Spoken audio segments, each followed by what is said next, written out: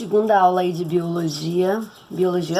microbiologia 1 e 2, onde a gente está falando lá da célula bacteriana, né? E agora a gente vai falar um pouquinho de outras formas de diagnóstico. Agora, nesse momento, eu quero dizer que aquela célula bacteriana que nós vimos, que pode ter todas aquelas estruturas e tudo mais, elas podem ser visualizadas, mas por causa do seu tamanho muito reduzido, essa visualização por unidade, você conseguir ali, a partir da análise microscópica de uma célula, né, dela ou dela, do grupo dela, mas ela é isolada ali, não é possível dessa forma a gente identificar especificamente quem é aquela bactéria. Mas a partir da microscopia, de uma análise microscópica, é possível destacar o que numa amostra biológica? É possível entender se naquela amostra biológica, exemplo, o paciente está com uma pneumonia, uma tuberculose, alguma infecção bacteriana no pulmão, tá? Aí o médico vai coletar, ele pode coletar um lavado brônquico, né? Ou ele vai coletar um líquido pleural, né? Ou até mesmo, mais simples, né? Um escarro. E aí ele vai lá coletar o paciente, né? Vai coletar aquele escarro e aí vai levar lá para a unidade de saúde, ou o médico vai coletar em ambiente hospitalar, né? Aquela amostra. Aquela amostra ali, caso tenha bactéria, qual é a forma que a gente vai utilizar no laboratório para a gente conseguir fazer a identificação? Então, a gente vai seguir 2 passos aí e vai depender também da solicitação médica, o que ele quer que a gente faça naquela amostra. Existem exames bioquímicos, exames microbiológicos e até mesmo microscópicos. Então a gente pode visualizar sim uma coisa de imediato que eu posso fazer com aquela amostra, é fazer o esfregaço, né, daquela amostra na lâmina e fazer uma coloração, que no caso aí, quem já tá na aula prática viu que a gente faz no sangue, né? Então é tipo aquilo, mas por se tratar de célula diferenciada, de uma célula bacteriana que tem parede celular, glicocálice, um monte de coisa, a gente existe aí uma coloração bem específica para análise da célula bacteriana. Então a gente viu lá da célula sanguínea, né? Como que a gente faz, o corante panótico e tudo mais. Só que às vezes, né? No caso da bactéria, a gente tem as colorações que são usadas na microbiologia, que é o setor que faz o diagnóstico das bactérias. Então a gente trabalha com dois tipos de coloração. O coloração clássico, que é feito em todas as amostras, né? Assim, se o médico solicitar, que é a coloração de Gram, tá? Nessa coloração de Gram, a gente vai conseguir identificar não a bactéria em si, saber o nome dela, tipo, isso aí é uma Pseudomonas, essa daí é uma Klebsiella, essa daí é um Proteus mirabilis. Não, a gente não vai saber quem é a bactéria de fato. Mas quando a gente fizer a coloração, a gente vai olhar lá, e inclusive eu mandei lá no grupo de WhatsApp as imagens. Quando nós olharmos microscopicamente, a gente vai ver se existe. A primeira coisa existe bactéria? Eu vou lá olhar. E tem. Como que eu vou saber, professora, que tem bactéria? Opa, se lembra lá da estrutura, das ultraestruturas das bactérias? Se lembra lá dos arranjos que elas podem produzir e da forma física, da morfologia dela? Então, a gente tem cocos e bacilos, tá? Então, ou vai ser um cocos ou vai ser um bacilo. Bacilo é quando a célula é compridinha. Cocos é quando a célula está em bolinha, tá? Então, se você viu lá naquela amostra biológica que apareceu os cocos, aí você vai colocar o quê?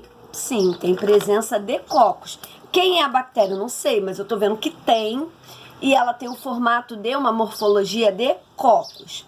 Outra coisa que é interessante, que dá para ver na coloração, é o tipo, o grupo de bactéria. Então, elas se dividem na coloração de Gram, ela se divide em 2 grupos, Gram positivo e Gram negativo.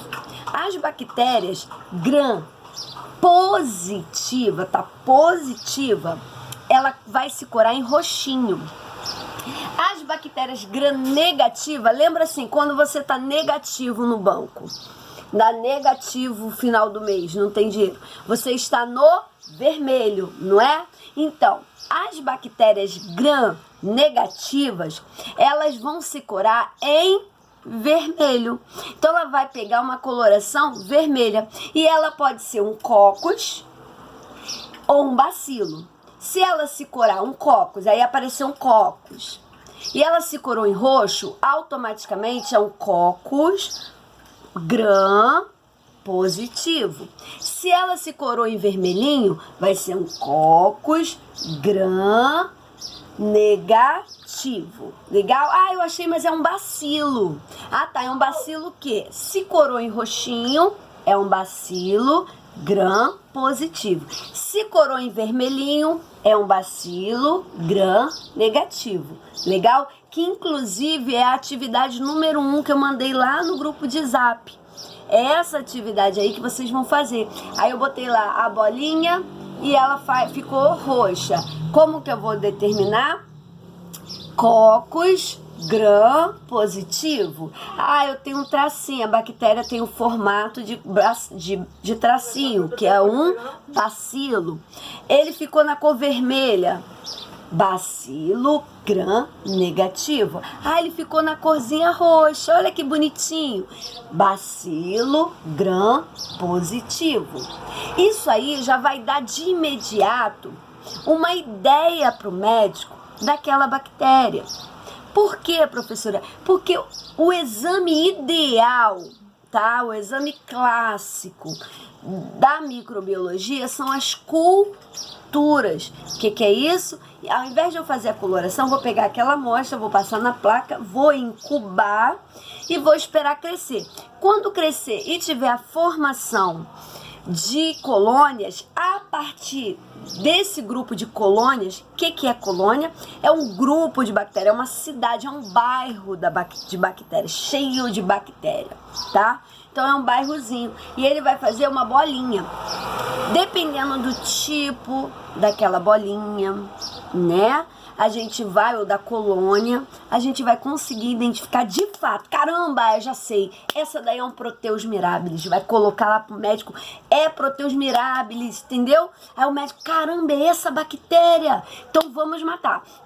Outra coisa que é interessante, que posteriormente o crescimento da cultura, a gente procede-se o exame de antibiograma, sim. Aí a gente vai fazer um antibiograma. O que é isso? Eu vou utilizar aquela bactéria que cresceu, aquele Proteus mirabilis, por exemplo, e vou fazer um teste em disquinhos de antibióticos. A gente tem uns disquinhos que são umas bolinhas que vêm com o nome amicacina, ciprofloxacino, né? O nome dos antibióticos. Você vai dispor aqueles disquinhos sobre a placa e vai colocá-lo em contato com as bactérias. E aí você vai ver como que a bactéria vai reagir àquele antibiótico. Você vai perceber que determinado antibiótico para aquela bactéria específica daquele paciente, que às vezes, por exemplo, eu tenho 10 pacientes, todos eles com Proteus mirabilis, mas cada um vai ter uma resposta diferenciada aos antibióticos. Então, por isso que antibiótico é algo muito pessoal com aquele grupo específico de bactéria. É óbvio que por elas fazerem reprodução assexuada, elas acabam se tornando clone. Então, elas não têm uma variabilidade genética muito grande. Então, geralmente, o antibiótico que mata uma é costume matar toda aquela galera ali, né? Falando de pacientes diferenciados, de outros Proteus mirabilis que está em outros pacientes, né? Mas isso é uma lógica, mas não quer dizer que seja aquilo de fato. acontece algumas mudanças. Eu vou dar um exemplo de meu. Eu tive seguidamente, mês sim, mês não, por um período, até que eu tive que fazer a cirurgia, né, para os alunos que é antigo. Não, acho que nenhum aluno aí pegou essa fase minha, mas eu tive que fazer 2 cirurgias. E eu peguei infecções repetitivamente, mês sim, mês não, com a mesma bactéria, a mesma classificação de bactéria, Escherichia coli. Fiz a primeira cultura, eu fui no médico, na emergência. O que o médico pensa? Poxa, infecção urinária, provavelmente acreditamos, né, ser a Escherichia coli de fato. E para Escherichia coli, a gente mata ela geralmente com ciprofloxacino ou norfloxacino. Vou passar. Eu tomei, não melhorei. Retornei, né, na emergência e consegui uma solicitação de cultura, porque isso é o certo, fazer a cultura para identificar a bactéria, para testar o antibiótico e dar um resultado. O médico então solicitou para mim o exame de cultura e passou um outro tipo de antibiótico. Também não adiantou. Só que agora eu já retornei, eu marquei o médico, o urologista, porque quando você está com um problema nas vias urinárias, nos rins muito especificamente, é o nefro. Mas nas vias urinárias, uma infecção urinária, algo menos grave, você procura o urologista. Então eu marquei consulta por urologista e já levei a cultura. Quando eu cheguei lá, eu estava resistente a todos os antibióticos, por isso que os outros 2 que o médico passou não resolveu. Ué, mas não era Escherichia coli? As Escherichia coli geralmente não morrem com ciprofloxacino? Pois é. Aí quando a gente fala lá em reprodução das bactérias, a gente consegue perceber que embora elas não façam reprodução assexuada, em alguns momentos, e principalmente essa bonita da Escherichia coli, ela consegue ali fazer captação a partir de conjugação, né? Tem algumas estruturas ali de forma que ela consegue captar ou transferir ou trocar material genético entre outras bactérias. Então ela acaba de uma certa forma se tornando mais resistente ou mutante, né? Então, isso acontece muito, e era exatamente a bactéria que estava comigo e que provavelmente ela fez uma graça dessa na minha vez, né? Aí, enfim, só tinha 2 antibióticos que de fato conseguia matar, e era um antibiótico muito antigo que jamais o médico iria imaginar que fosse aquele antibiótico. Então, o que o médico falou? O que o médico fez? O médico pegou e passou aquele antibiótico bem simples, né? Que ele achou ali que jamais eu nunca ia imaginar, nunca ia pensar nessa possibilidade. E que era um antibiótico muito antigo e tal, mas era de fato que mataria aquela população de bactéria que naquele momento estava ali. E matou. Só que posteriormente a isso, voltou-se a infecção urinária pela mesma bactéria. Fiz o exame de cultura, já era outra realidade de antibióticos. Aí tu fica assim, caraca, como pode isso? Então é muito complexo. Quando alguém fala assim, tava com infecção na garganta, o médico passou esse antibiótico. Você tá com infecção de garganta? Toma ele também. Entendeu? Não é assim. Antibiótico, ele não é brincadeira. Outra coisa que é necessária saber, que o antibiótico, quando você inicia o antibiótico, você tem que concluir o tempo do antibiótico. Mas eu já melhorei. O médico passou 10 dias, mas caramba, já tem 5, eu tô ótima. Pra que eu vou ficar tomando mais remédio? Isso faz mal, ataca meu estômago. Quando você sabe que você, quando toma medicamentos, né, você tem uma sensibilidade maior no teu estômago, você já vai comunicar isso ao médico, que ele já vai passar um outro medicamento para proteger o teu estômago. Mas nada é desculpa, ou você não pode interromper o uso de uma medicação sem antes isso for sabido pelo médico, porque ele vai saber qual é a conduta correta dali por diante. Então, de fato, você tem que recorrer ao médico. Eu sei que muitas das vezes não, quase sempre, né, pelo SUS, o recurso médico, o atendimento médico, o contato com o médico, ele é uma coisa bem complicada e às vezes a gente acaba batendo cabeça mesmo, e muitas das vezes até no particular, né? Você acaba não conseguindo, assim, ter esse atendimento. Mas isso é o certo. Poxa, eu não tô me sentindo legal, eu acho que esse medicamento não sabe. E aí você vai retornar ao médico, vai passar a situação juntos ali, vocês vão tentar achar um denominador comum. Então, o que não pode é se automedicar, parar o remédio pela metade, piorou ainda se for um antibiótico. Aí é que você não pode parar. Né? Tinha uma sobrinha agora internada, ela também estava com uma infecção urinária, e ela precisou ficar internada na UTI. Olha para vocês verem como não é brincadeira. Por quê? Sente os sintomas. Ai, mas eu não vou no médico não. Ai, eu não tenho tempo. Ai, eu vou tomar um chazinho. Ótimo, chá é maravilhoso. Mas não é só isso, você tem que ter o diagnóstico, você tem que ter tudo certinho. Aí, eu vou, protelou a situação, que a infecção chegou no nível que ela apagou, ela desmaiou, ela caiu dura. E vai-se para a emergência até descobrir. Quando o médico descobriu, que fez o exame de sangue, falou: meu Deus, essa menina tá com uma infecção altíssima. E agora para descobrir a infecção? Como ela estava desacordada ainda, o médico pegou, não sei como, não acompanhei o caso de perto, mas eu sei que o diagnóstico final foi que a infecção era na urina. Provavelmente, né, avaliou fisicamente, viu que não tinha nenhuma contaminação, né, no pulmão, né, que geralmente é o que gera um quadro assim de infecção grave bacteriana, né, por bactéria, ou é urinária ou é pulmonar. Geralmente, ou a meningite, que atinge o sistema nervoso, né? Mas a meningite, ela trava, principalmente o pescoço, a pessoa fica travada, o sistema nervoso aqui periférico, ele trava, os conjuntos de nervo travam, então você tem uma sintomatologia totalmente diferenciada, que não era o caso dela. Mas a infecção estava tão alta, já estava refletindo isso nas células sanguíneas do sangue dela, que ela teve que ficar internada mais de uma semana no CTI. Você já imaginou você ficar internada mais de uma semana no CTI, a ponto de lá dentro, com outros pacientes, você adquirir uma bactéria pior do que a que você tá, porque você protelou uma infecção bacteriana?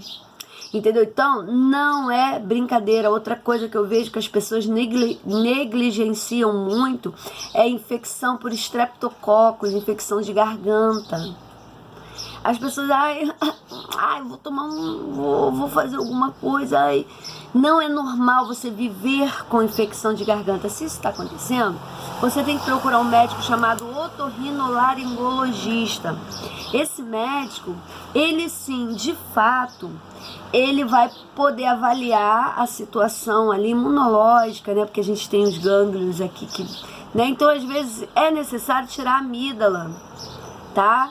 Porque ela pode estar causando todo esse processo infeccioso na sua garganta. Então, existem outras coisas. Aí você começa antibiótico, vou tomar 3 dias que aí melhora.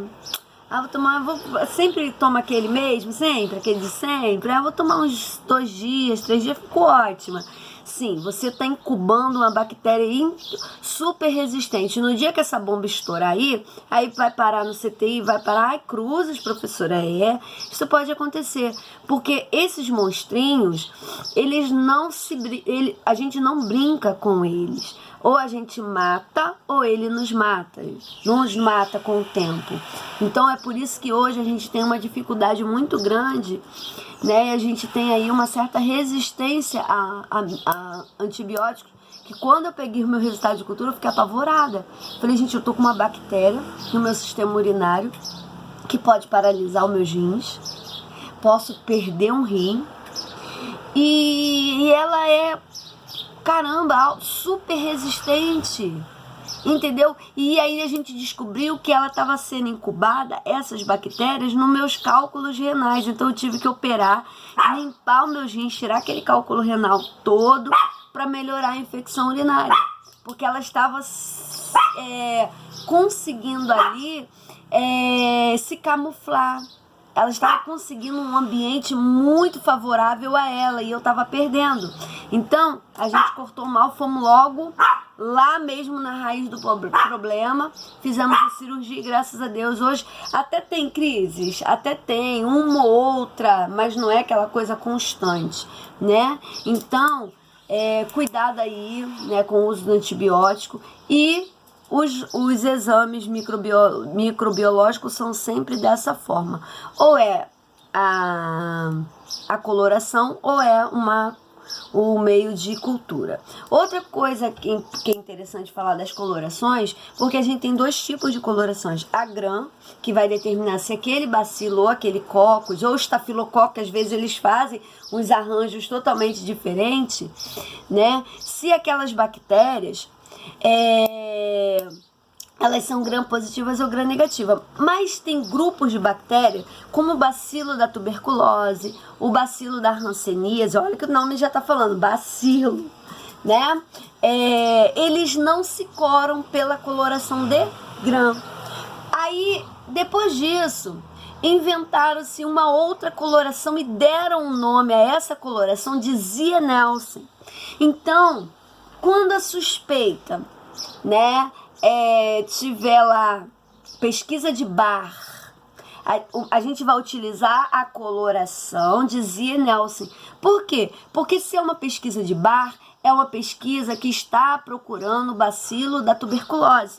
E o bacilo da tuberculose só se cora pelo Zienaelsen. Ele não se cora pelo gram. Por quê, professora? Porque na coloração de gram, a gente faz uma descoloração, a gente joga o primeiro corante, depois descora com álcool, para jogar o segundo corante. O primeiro corante é o vermelho. Se ela for gram negativa, ela já segura aquele corante na parede, porque a parede da gram negativa ela é mais complexa que a das gram positiva. Então, por isso que elas têm essa diferenciação na coloração.